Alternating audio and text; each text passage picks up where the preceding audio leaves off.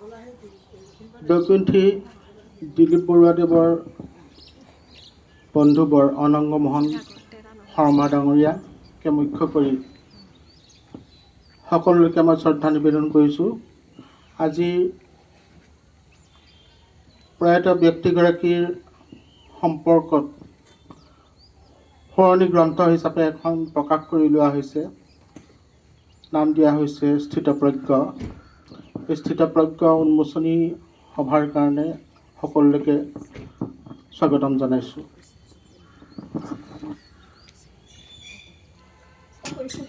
স্থিতপ্ৰজ্ঞ উন্মোচনীৰ কাৰণে বিশেষভাৱে নিমন্ত্ৰণ জনোৱা হৈছিল ডক্টৰ প্ৰকাশ কটকীদেৱক। তেখেতক ৰাজহংস ক্লাবৰ সদস্যসকলৰ হৈ এখন গামোচাৰে সম্ভাষণ জনাবলৈ মই অনুৰোধ জনাইছোঁ মাধৱ চন্দ্ৰ বৰঠাকুৰদেৱক।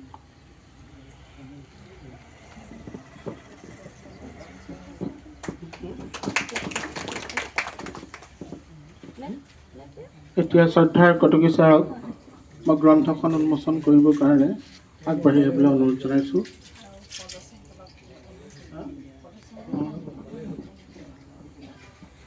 আৰু যিসকল ব্যক্তি গ্ৰন্থখনৰ লগত জড়িত আছে সেইসকলক আগবাঢ়ি আহিবলৈ অনুৰোধ জনাইছোঁ। বাইদেউ আহক।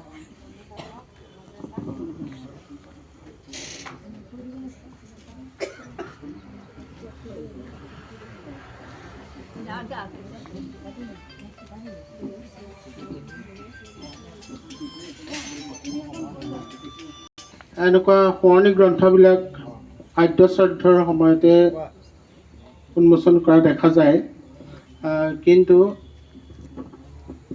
প্ৰথম বাৰ্ষিক শ্ৰাদ্ধ উপলক্ষে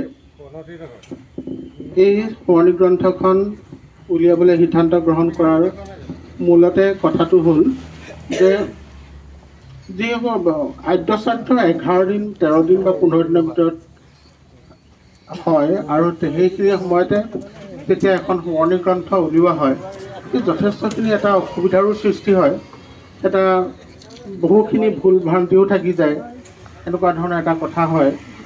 গতিকে এটা বছৰৰ পিছত পৰিয়ালবৰ্গৰ ইচ্ছা কৰিলে যে আমি সোঁৱৰণি গ্ৰন্থ প্ৰকাশ কৰিম, যে এবছৰৰ পিছত যিটো প্ৰথম বাৰ্ষিক শ্ৰাদ্ধ হ'ব আমি তেতিয়া গ্ৰন্থখন প্ৰকাশ কৰিম।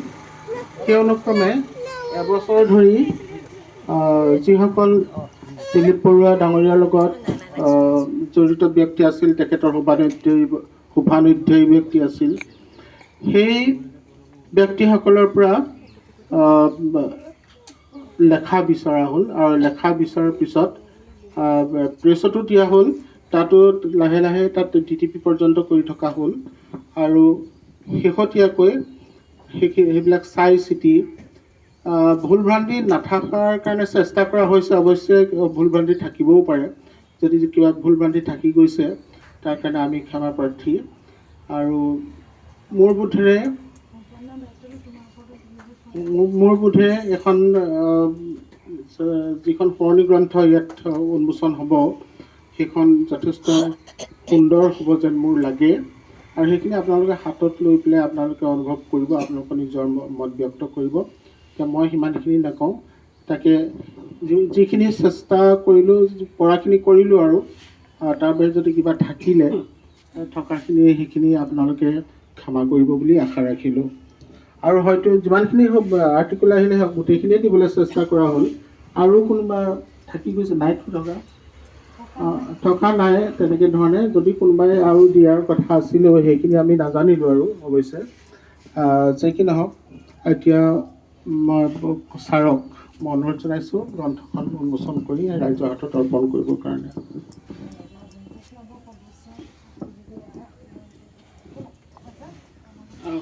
মাধৱ দা আহক ওচৰলৈ।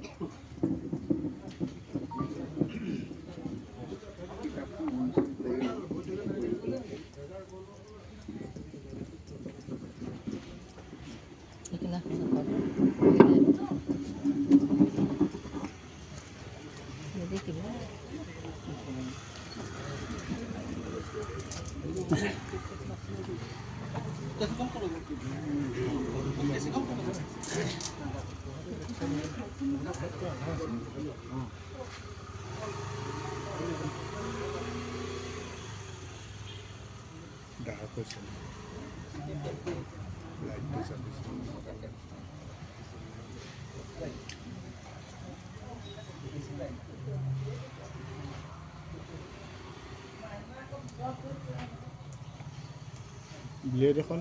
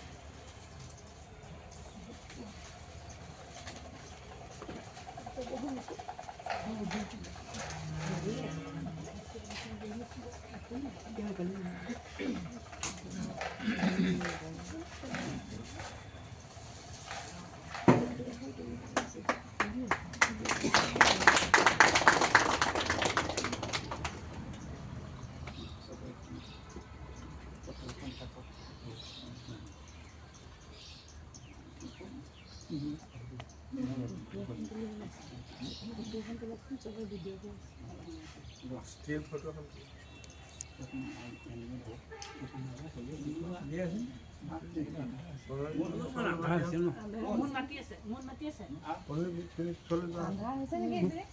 উপায় নাই এইটো তাত সাফিচিয়েণ্ট এই লাইটটো জ্বলাই দিয়া হ'ল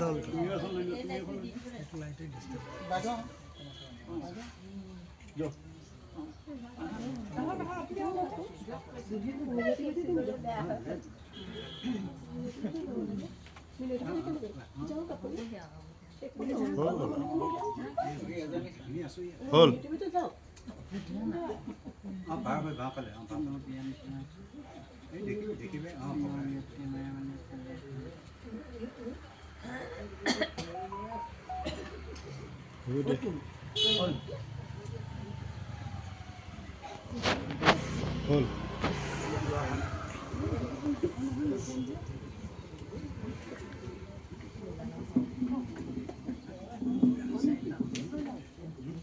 গ্ৰন্থখন উন্মোচন হৈছে। এতিয়া মই শ্ৰদ্ধা ছাৰক দুআষাৰ ক'বলৈ অনুৰোধ জনাইছোঁ।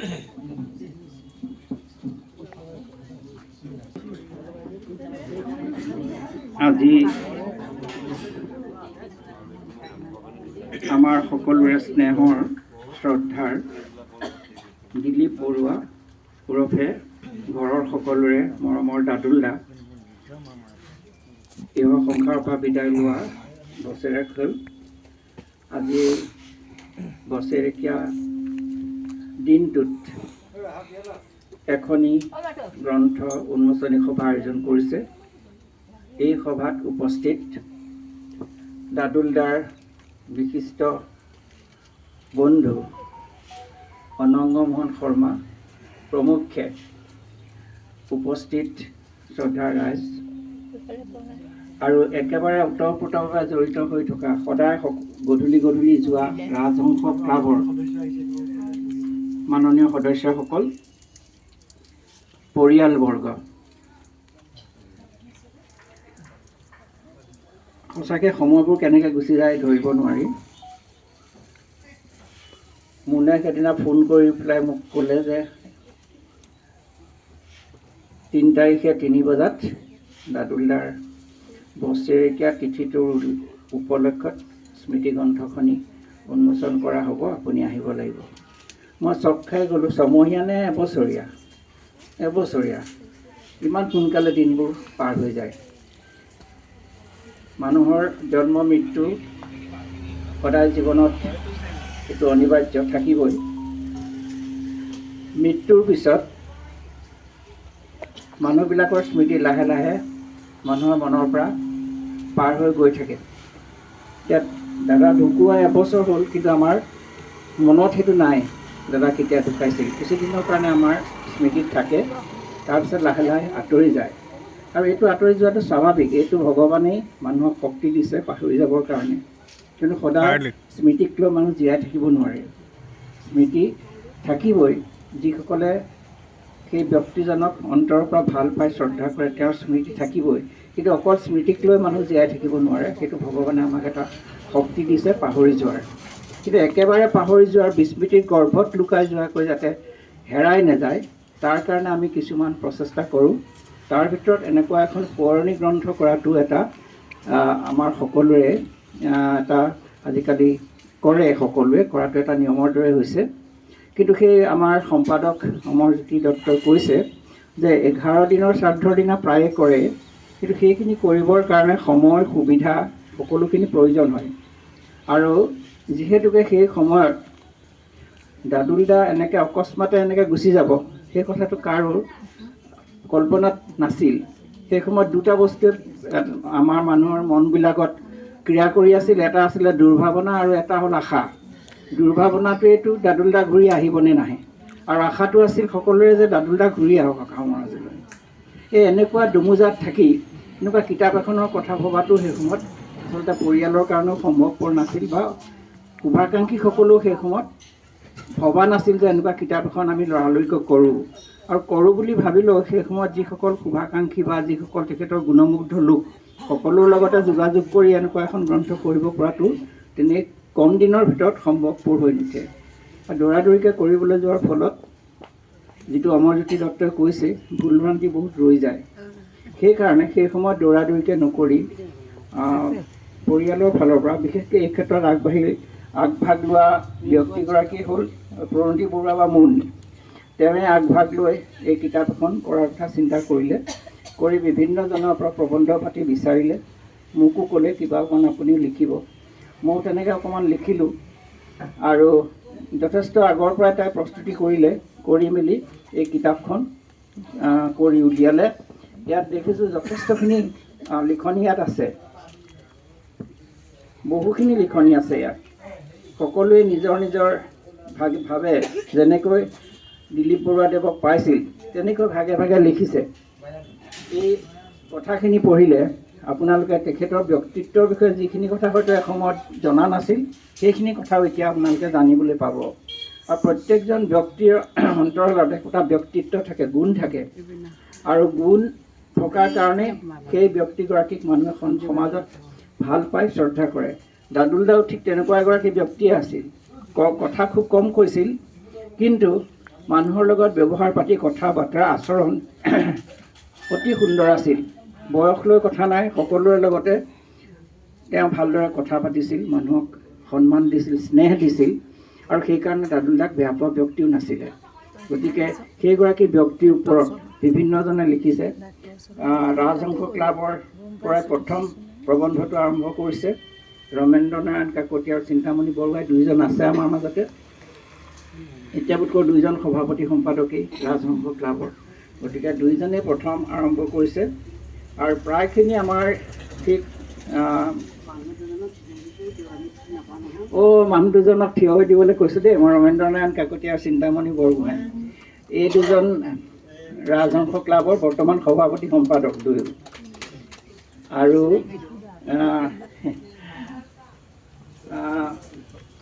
বাকী পৰিয়াল বাকী মোৰ ছাত্ৰই গোটেইকেইজন, মই তুমি বুলিয়ে কৈছোঁ সেইকাৰণে। হেৰি চিনি পাইছা চাগে নহয় জানো, এই প্ৰণতিৰ মাজু বায়েক আৰু ডাঙৰ বায়েকক দেখিছা চাগে, ডাঙৰ বাইদেউ ভিতৰলৈ গৈছে নেকি? আহি থকা ন, গম পাইছা বাৰু। বাকী ডাক্তৰ ৰিপুণ বৰপূজাৰীয়ে লিখিছে, আমাৰ পুনুদ্দা অনঙ্গ মোহন শৰ্মাই লিখিছে, নীৰা বৰকটকীয়ে লিখিছে, মণি পাঠক ইয়াতে বহি আছে তেখেতেও লিখিছে, একেবাৰে অন্তৰংগ বন্ধু ৰাজেন বৰপূজাৰীও লিখিছে। অনুবৰতে একেলগে থকা, আৰু এই স্মৃতিবিলাক কম কথা নহয়। বহু সময়ত এই লিখিবলৈ যাওঁতে বহুত কথা নোলায়, মানে কেতিয়াবা দুখত নোলায়, কেতিয়াবা লিখিম জানো এইবোৰ কথা, এনেকুৱা ধৰণৰ কথাও মনলৈ আহে। তাৰপিছত মোৰ ভাইটিয়েও লিখিছে যে সিও উকিল আছিলে, গতিকে উকিলৰ লগতে তাৰ তেওঁলোকৰ লগত এটা পাৰিবাৰিক সম্পৰ্কও আছে। তেওঁ লিখিছে, নৱনীতা বৰুৱা আমাৰ অমূল্যতাৰ বোৱাৰী নহয় জানো? এই যে নৱনীতাও আছে, তেওঁ লিখিছে। উত্তম কুমাৰ দাস, পৰিণীতা বৰঠাকুৰ, সন্ধ্যাৰাণী বৰঠাকুৰ, দীপালী গোস্বামী,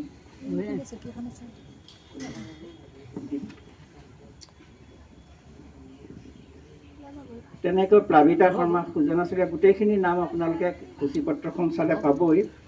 আৰু ইয়াত এই গোটেইখিনি লিখনিৰে এই স্মৃতিগ্ৰন্থখন সজোৱা হৈছে। এই স্মৃতিগ্ৰন্থখন নিশ্চয় আপোনালোক সকলোৱে প্ৰত্যেকৰ হাতত পৰিছে। আপোনালোকে চাব, পঢ়িব, এই ব্যক্তিগৰাকীৰ বিষয়ে জানিব। নজনা যিখিনি জানেই, তাৰ উপৰি নজনা যিখিনি আছে সেইখিনি কথাও জানিব।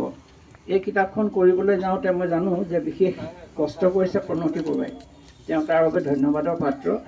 আৰু গোটেই সম্পাদনাখিনি কাম কৰিছে অমৰজ্যোতি দত্তই। অমৰজ্যোতি মোৰ ছাত্ৰও, তাৰোপৰি এজন শিক্ষক তেওঁ। সেই শিক্ষকতা, আজিকালি শিক্ষকসকলৰ বহুত কাম আজৰিয়ে নাপায়।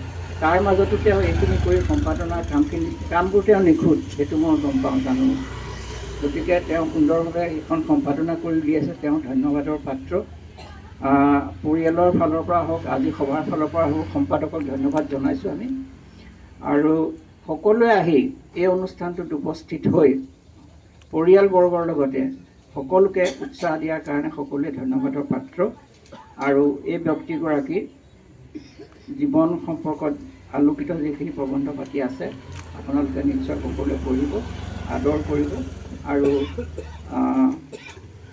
সকলোকে এইখিনি কথাৰেই মই আন্তৰিক ধন্যবাদ জ্ঞাপন কৰি আজি এই সোঁৱৰণি গ্ৰন্থখন উন্মোচন হ'ল বুলি ঘোষণা কৰিছোঁ।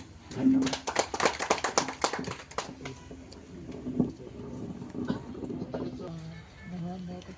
উপস্থিত সকলোৰে হাতত নিশ্চয় স্থিতপ্ৰজ্ঞ পৰিছে। আপোনালোকে ইয়াত লেখাবিলাকক যিবোৰ পঢ়িব, পঢ়াৰ পৰা দিলীপ বৰুৱাদেৱৰ বিভিন্ন ব্যক্তিত্বৰ কথা জানিব পাৰিব।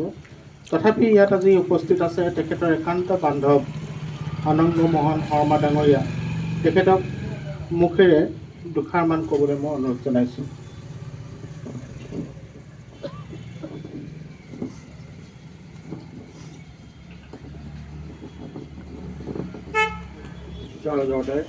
আজি প্ৰজ্ঞখনৰ উন্মোচনী অনুষ্ঠানত উপস্থিত বিভিন্ন ক'বলৈ মানে সঁচা কথা ক'বলৈ গ'লে মনত দুখেই লাগে। এই মানুহজন যে নাইকিয়া হ'ল। আমাৰ মই ইয়াত শিৱসাগৰত আমি গাঁৱত আছিলোঁ আগতে, বাসৰ ষ্টেচনত আহিছিলোঁ ইয়াত। বাসৰ ষ্টেচনত তেখেতৰ আগতে আমাৰ সম্বন্ধ এটা আছে, সেইটো হৈছিল কিন্তু ইয়াত সেই বাসৰ ষ্টেচনৰ পৰা তেওঁৰ লগত মানে অতিপাত মানে বেছি অনবৰত আৰু চবে প্ৰতিদিনে তেওঁৰ লগত লগ হৈ কথা বতৰা পাতোঁ। বিভিন্ন ৰাস্তাত আমি ফুৰিবলৈ যাওঁ সন্ধিয়া সময়ত। আমাৰ এটা গ্ৰুপ আছিলে, সেই গ্ৰুপটো প্ৰায়বিলাক মানুহে ঢুকাইছে বুলি ক'ব পাৰি। এতিয়া মানে তেওঁ মানে খুব শান্তশিষ্ট আছিলে, বেছি কথা বেছিকৈ নকয়। আমি তেওঁক ধেমালি কৰোঁ, বুঢ়া বুলি কওঁ। তেওঁ মানে খোজকাঢ়িবলৈ যাওঁতে তেওঁ লাহে লাহে যায় পিছত, সেইকাৰণে আমি বুঢ়া বুলি বেছিকৈ হাঁহা বুলি কওঁ, ধেমালি কৰোঁ। সেইবিলাক কথা মনত পৰিলে মানে বৰ বেয়া লাগে, মানুহজন যে নাইকিয়া হৈ গ'ল ইয়াৰ পৰা হঠাতে। আৰু এইটো যি ধৰণৰ দুৰ্যোগটো হ'ল, বৰ দুখ লগা কথা। মানুহ এজন ইমান সুন্দৰ এজন মানে তেওঁ মই অৱশ্যে মাজতে গুৱাহাটী গুচি গ'লোঁ, প্ৰায় 18 বছৰ থাকিলোঁ তাত। তাৰ সেইখিনি তেওঁ তথাপি গুৱাহাটীত গৈ মোৰ তাত যাই থাকেগৈ। এতিয়া আজি সকলোৱে এইটো আহিছে ইয়ালৈ। তেওঁ মানে মই তেওঁক জীয়াই থকা যেনেই লাগে দেখাত, চকুত দেখিলে মানে মনত আহিয়ে যাব মানে তাৰ চেহেৰাটো। দুখ পাইছোঁ খুব। আৰু তেখেতৰ তেখেতৰ এতিয়া য'ত আছে, ভগৱানৰ তেখেতক আশীৰ্বাদ দিছে। আৰু তেওঁ জীয়াই আছে বুলিয়ে মই ভাবি থাকোঁ। আৰু তেওঁৰ কথা সদায় মনত থাকিব চবৰে। মই বিশেষ নকওঁ, ইমানকৈ কৈ মই বক্তব্য সামৰিলোঁ। শৰ্মা ডাঙৰীয়াক ধন্যবাদ জনাইছোঁ। ৰাজহংস ক্লাবৰ দুগৰাকী ব্যক্তি আমাৰ মাজত উপস্থিত আছে, ৰমেন্দ্ৰ নাৰায়ণ কাকতি আৰু চিন্তামণি বৰগোহাঁই ডাঙৰীয়া। তেখেতৰ দুইজনকে প্ৰথমতে ৰমেন্দ্ৰ নাৰায়ণ কাকতি ডাঙৰীয়াক দুআষাৰ ক'বলৈ মই অনুৰোধ জনাইছোঁ।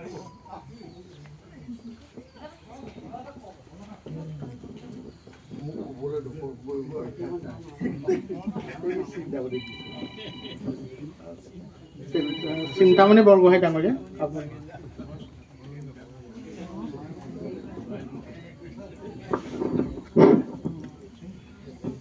আজি আমাৰ শ্ৰদ্ধাৰ দিলীপ বৰুৱা ডাঙৰীয়াৰ স্থিতিপ্ৰজ্ঞ গ্ৰন্থখন উন্মোচন আমাৰ ছাৰে কৰিলে।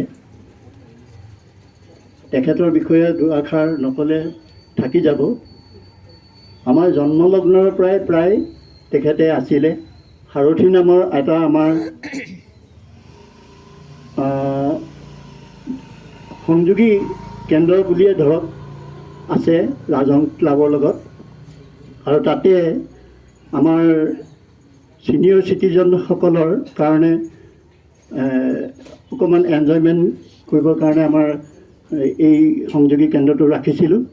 আৰু সেই কেন্দ্ৰটোৰ জন্মলগ্নৰে পৰা আমাৰ বৰুৱা ডাঙৰীয়া আমাৰ লগত আছে। আৰু তেখেতৰ বিষয়ে নক'লে এইকাৰণে থাকি যাব, তেখেতে আমাৰ ক্লাবটোৰ প্ৰথমৰ পৰাই খোলা আৰম্ভ কৰে। প্ৰতিদিনেই তেখেতে আহে, সোনকালে আহি ক্লাবটো খুলি বহি থাকে। তেখেতৰ এখন নিৰ্দিষ্ট আসন আছে, সেই আসনখন আজিও আমি ৰাখি থৈছোঁ, কোনো নবহে তাত। আমি এতিয়াও আছে তাতে। আৰু তেখেতে আহি প্ৰথমতে সকলোকে মাতি আনিব, আৰু কেৰম খেলা ব্যৱস্থাও তেখেতে কৰি দিলে আমাৰ ক্লাবত। আজিও কেৰমখন চলি আছে। কেৰমখনৰ এটা ডাঙৰ কাহিনী আছে তেখেতলোকৰ বোলে। তেখেতলোকে আগতে ইয়াতে খেলিছিলে, আৰু সেই কেৰমখন অকণমান ডাঙৰ। আমি যেনেকৈ কেৰমখন খেলি থাকোঁ নৰ্মেল কেৰম নহয়, ডাঙৰ সেইখনত লৈ এতিয়াও আমাৰ সকলোৱে আনন্দ উপভোগ কৰি থাকে।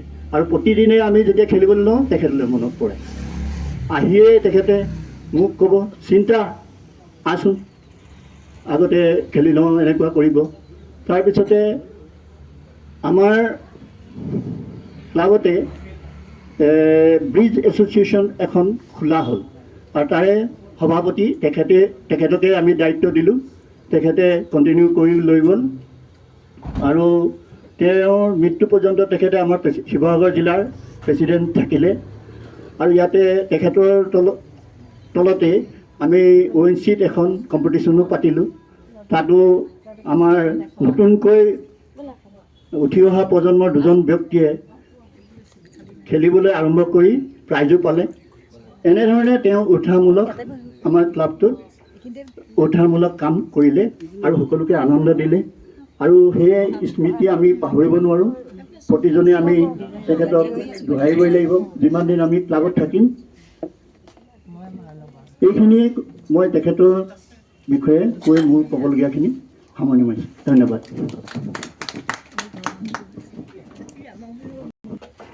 আমাৰ মাজত উপস্থিত আছে ৰাজেন বৰপূজাৰী ডাঙৰীয়া।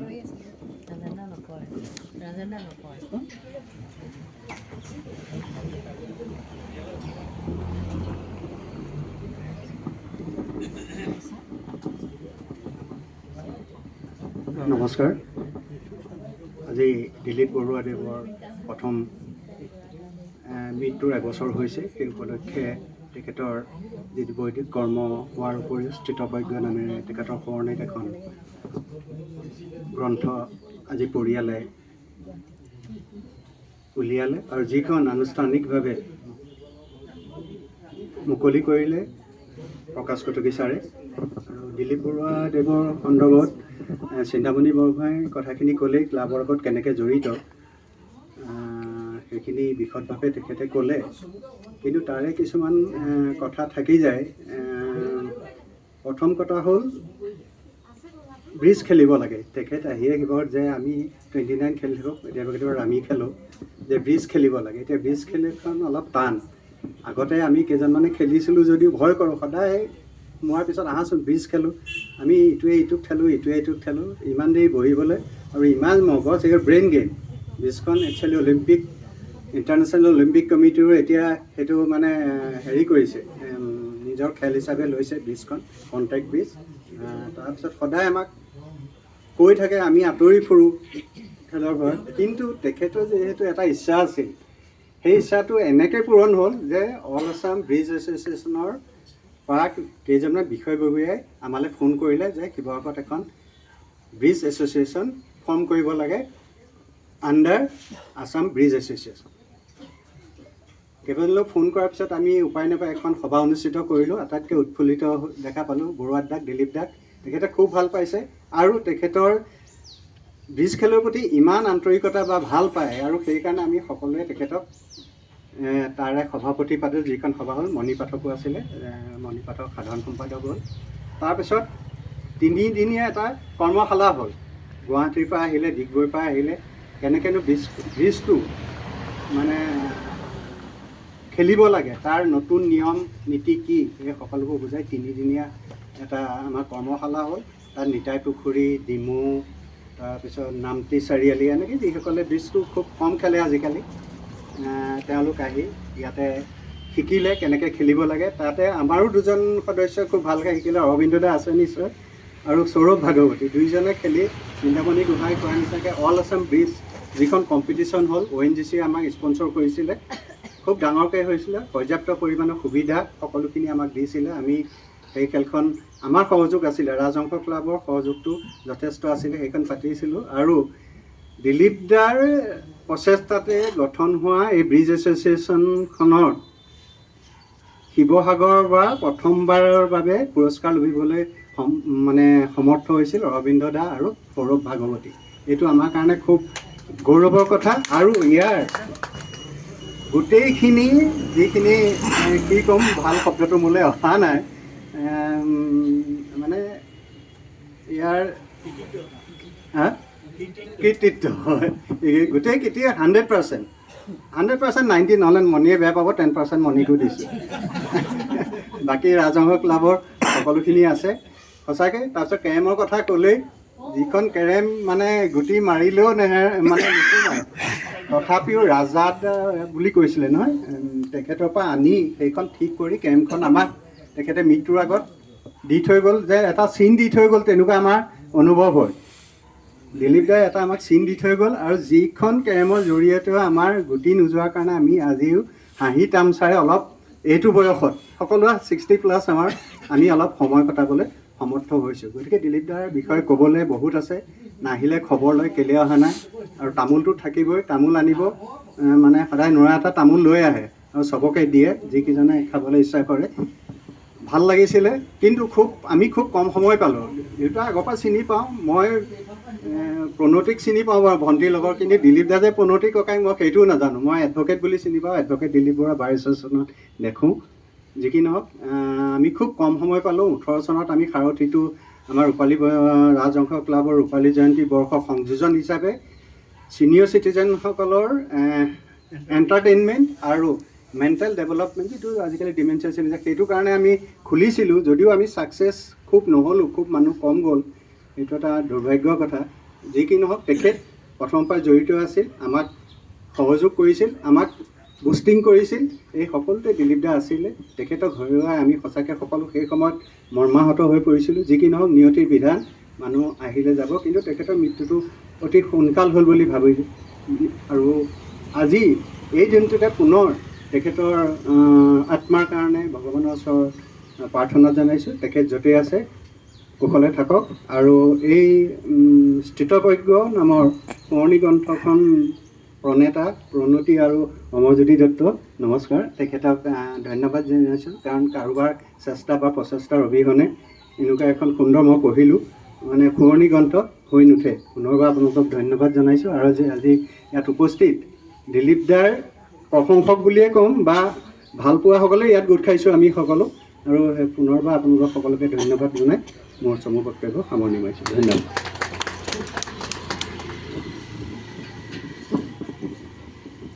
দাদাই তামোল খোৱাৰ কথা এটা উল্লেখ কৰি গ'ল তেখেতে, উপৰোক্ত বক্তাই।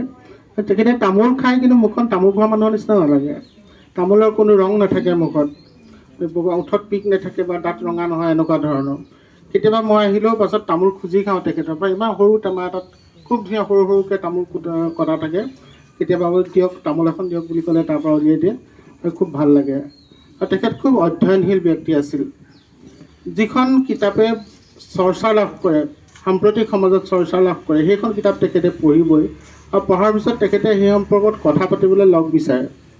তেনেকৈ দুই এটা কথা পতাৰ সৌভাগ্য আমাৰ হৈছিল। গতিকে সেই ব্যক্তিজনৰ প্ৰতি মোৰ গভীৰ শ্ৰদ্ধা নিবেদন কৰিছোঁ। এতিয়া আমাৰ নমস্কাৰ।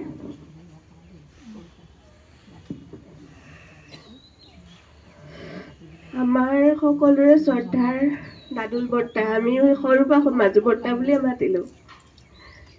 পিন্ধন উৰণত সদায় চিজিল, মুখত এখন তামোল, এটা মিচিকীয়া হাঁহি।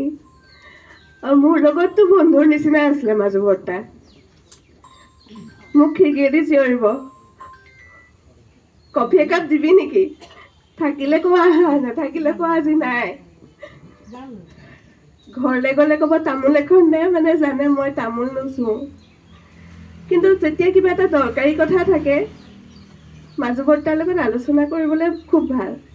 মাজু বৰ্তা, এই কথাটো এনেকৈ হ'লে কেনেকৈ হ'ব? সুধিলে এটা প্ৰপাৰ চলিউশ্যন পাওঁ। বিশেষকৈ যেতিয়া মা নোহোৱা হ'ল, মা নোহোৱাৰ পিছত মোৰ কাৰণে এটা বেলেগ এটা ছাপৰ্ট হৈ গৈছিলে। সন্ধিয়া হ'ব, ঠিক 6টা 6:30টাৰ ভিতৰত আমাৰ ঘৰলৈ যাব, ল'ৰাকেইটাৰ লগত খেলিব। আৰু 7টা বজাৰ আগে আগে মোৰ ক্লাবলৈ যাবলৈ আছে, মই যাওঁ। আৰু 5 মিনিটো নৰয়। কেনেকৈ যে সময়বোৰ পাৰ হৈছিলে, মানে ভাবিব নোৱাৰা এটা কথা যে ইমান পটককৈ মানুহজন নাইকিয়া হৈ যাব। কিনো ক'ম, মানে মই যোৱাৰ আগে আগে আমাৰ দুইজন বৰ্তা একেলগে বহি আছে, আমাৰ টুটু বৰ্তা আৰু মাজু বৰ্তা। মই কৈছোঁ, মাজু বৰ্তা ইমান ধুনীয়া হৈ আছে, সদায় এনেকৈ ধুনীয়া হৈয়ে থাকক। কিন্তু সেই এমাহে নগ'লে পিছৰবাৰ অহালে মাজু বৰ্তা নাই। মানে ভাবিব নোৱাৰা এটা কথা। য'তে আছে তেওঁ আত্মাই শান্তি লাভ কৰক, তাকে কামনা কৰোঁ। আৰু শিৱৰাক ধন্যবাদ জনাইছোঁ। এতিয়া কোনোবাই যদি ইচ্ছা কৰে আগবাঢ়ি আহি তেখেতৰ স্মৃতিচাৰণ কৰিব পাৰে। মই সকলোলৈকে মুকলি কৰি দিছোঁ।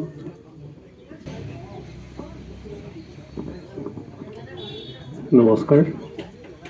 আজি দিলীপ কুমাৰ বৰুৱা ককাইদেউৰ এই স্মৃতিচাৰণৰ স্মৃতি গ্ৰন্থ স্থিতপ্ৰজ্ঞ ইয়াৰ উন্মোচনীত উপস্থিত সকলোকে মান্যতানুসাৰে সেৱা শ্ৰদ্ধা আৰু মৰম যাচিছোঁ। আৰু এই স্থিতপ্ৰজ্ঞ উন্মোচক শ্ৰদ্ধাৰ ছাৰলৈ সেৱা জনাইছোঁ। মই শিৱসাগৰত প্ৰায় 1982 চনৰ পৰা থাকিবলৈ লৈছিলোঁ। যেতিয়া মই ONGC-ত জইন কৰিলোঁ, তেতিয়াৰ পৰা ইয়াৰ শিৱসাগৰ গোটেই শিল্পী সমাজৰ গোটেইখিনি বন্ধু বান্ধৱীকে লগ পাওঁ। আৰু তেতিয়া প্ৰণতিক লগ পাইছিলোঁ, মোৰ ভগ্নী প্ৰতিম বুলি ক'ব লাগিব, যিহেতু মোৰ মিছেছৰ লগত একেলগে পঢ়া শুনা কৰা। তেতিয়া ইয়াত আহিছোঁ, তেতিয়া দাদাক লগ পাওঁ যদিও ইমান বন্ধুত্বটো গ্ৰাহক হোৱা নাছিল। যেতিয়া 2018 চনত ৰংপুৰ সংগীত মঞ্চ আমি গঠন কৰিছোঁ, তেতিয়া তেখেতক আমি উপদেষ্টা হিচাপে ৰাখিছিলোঁ। আৰু তেতিয়া দিলীপদাৰ লগত বহু কথা পাতিছোঁ। তেখেত এই যিখন নাম দিছে, এই স্মৰণিকাখন স্থিতপ্ৰজ্ঞ, তেখেতৰ জীৱনৰ চৰিত্ৰৰ লগত এই নামটো, এই নামকৰণটো বহুত সুন্দৰ হৈছে মোৰ মতে। তাৰ কাৰণে মই সম্পাদক অমৰজ্যোতি দত্ত আৰু বিশেষভাৱে প্ৰণতিক ধন্যবাদ দিব লাগিব। তেখেত সঁচাকৈ বহুত কম কথা কয় আৰু আমাক ৰংপুৰ সংগীত মঞ্চৰ পৰামৰ্শদাতা হিচাপে খুব কম কথাৰে কিছুমান পৰামৰ্শ দিছিলে, যাৰ কাৰণে আমি ৰংপুৰ সংগীত মঞ্চই অন্ততঃ শিৱসাগৰৰ প্ৰবীণ শিল্পীসকলক লৈ কিছুমান কাম কৰিবলৈ আমি সমৰ্থ হৈছোঁ। তাৰ কাৰণে তেখেতক আমি মৰণোত্তৰ বাবে হ'লেও আমি শ্ৰদ্ধা সেৱা জনাইছোঁ, শতকোটি প্ৰণাম জনাইছোঁ। আৰু দাদাই খুব অধ্যয়ন কৰিছিলে। তেখেতে বিশেষভাৱে অসমৰ সংস্কৃতিৰ লগত যিবিলাক জড়িত তেনেকুৱা কিতাপ পঢ়ি ভাল পাইছিলে। সেইকাৰণে মই প্ৰায় 3খনমান মিচিং সংস্কৃতিৰ লগত জড়িত, মিচিং সংস্কৃতিৰ ৰেঙনি আৰু দিৰ্বি বুলি এখন, দিৰ্বি মানে সংস্কৃতিয়ে হয়, প্ৰায় 420 পৃষ্ঠাৰ কিতাপ দিছিলোঁ। আৰু খুব সুন্দৰকৈ পঢ়িছিলে, পঢ়াৰ পিছত আকৌ মন্তব্য দিছিলে। আৰু মানে তেখেত খুব ভাল চিন্তক। গতিকে তেনেকুৱা এজন আমাৰ উপদেষ্টা অকালতে আমাৰ ৰংপুৰ সংগীত মঞ্চৰ পৰা গুচি যোৱাত আমি অতিকৈ মৰ্মাহত। কিন্তু মৃত্যুটোতো অনিবাৰ্য সকলোৰে, কাৰ কেতিয়া সেইটোতো ক'ব নোৱাৰি। গতিকে আজিৰ এই পবিত্ৰ প্ৰথম মৃত্যুবাৰ্ষিকীৰ আজিৰ দিনটোত তেখেতলৈ পুনৰ মই আন্তৰিক সেৱা আৰু শ্ৰদ্ধা জনাই মোৰ বক্তব্যটো সামৰণি মাৰিছোঁ। ধন্যবাদ। পাত্ৰীতাক ধন্যবাদ জনাইছোঁ। এই মঞ্চ মুকলি থাকিব, আপোনালোকে ইচ্ছা অনুসাৰে স্মৃতিচাৰণ কৰিব পাৰিব।